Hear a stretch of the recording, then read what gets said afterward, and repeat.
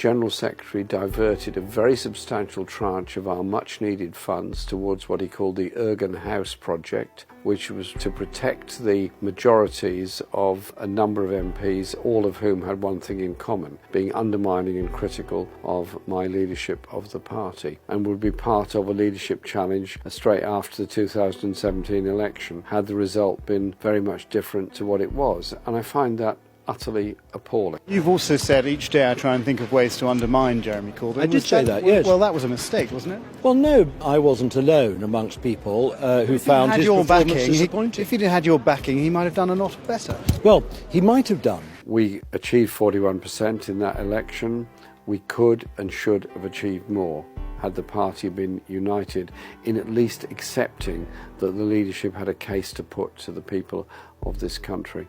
And this was borne out very much by the leaked report, which came out more than 2 years later, on the behaviour of very senior officials in WhatsApp group that seemed to be in constant touch with each other, which were disparaging about the policy, the manifesto, and individually very abusive towards senior people in our team, using racist and misogynist language.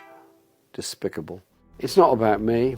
It's not about sour grapes. What it's about is that our manifesto offered hope on public ownership, on an education service, on a mental health service, environmental concerns, on an international strategy of peace and justice and democracy and human rights. And all of this mobilised so many people and gave so much hope to people. Little did they know that the party they were funding in order to achieve this, a significant number of very senior officials were working against everything that was being said and done.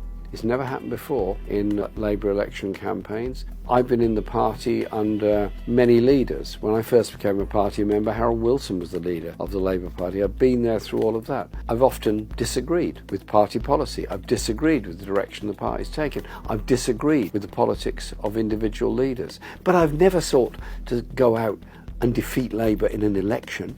When I was elected leader of the Labour Party, it was never about me.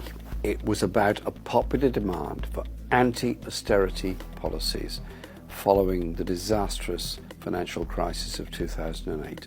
Therefore, the attacks so well documented in the Ford report were actually attacks on democracy and attacks on those people that wanted to live in a world of hope. Many people have now had an opportunity to read the Ford report in detail, and I think that opportunity should be used to say, well, actually, we need to have a restoration of democracy in the party. And many people who've been through the most awful stress of having been suspended from party membership, in some cases expelled from party membership, feel that an injustice has been done.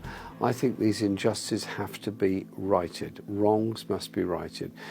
That surely is the best way of bringing the party together. We've got to unite our party or we won't win. I inherited a system that was dysfunctional. The leader's office was far too involved in day-to-day disciplinary matters. This is the way it had always been done in the party. If you're suspending members or even expelling members or investigating members, that somehow or other the leader's office should have a comment to make on this. I didn't want that. I thought there should be a separate process independent of the leader's office, and they should not be involved. So I developed a process of separation, and I invited Shami Chakrabarti to examine the issues of anti-Semitism and disciplinary processes in the party, and she did produce a very thorough and comprehensive set of proposals to do that. What I later discovered was that some of the cases where allegations were made of anti-Semitic behaviour by party members that we ourselves had referred to the party because they'd been referred to me were then delayed, and I got the blame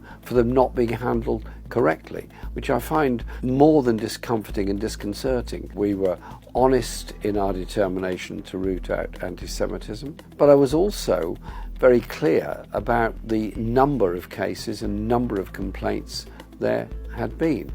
And I made that clear in my response to the Equalities and Human Rights Commission report that was made into the party. I said, anti-Semitism is wrong. I support the findings of the HRC report. I support rule changes to implement those findings. I also said that the levels and prevalence of anti-Semitism in the Labour Party had been grossly exaggerated.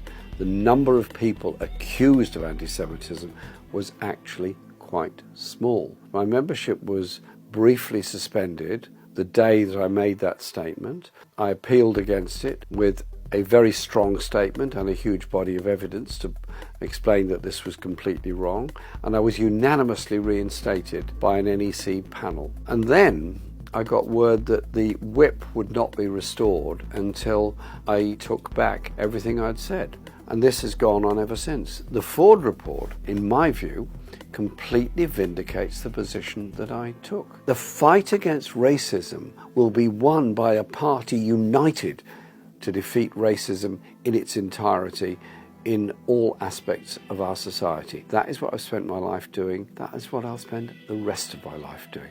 Well, I was suspended from membership of the Labour Party for a Facebook post that I put up, which was actually a considered response to a significant report and document. It's very strange that many of those people that spoke up against curtailment of free speech. This has become a row over freedom of speech. A wave of censorship that seeks to silence conversation, to stifle debate. We're talking about freedom of speech. Shutting down freedom of expression. I set up the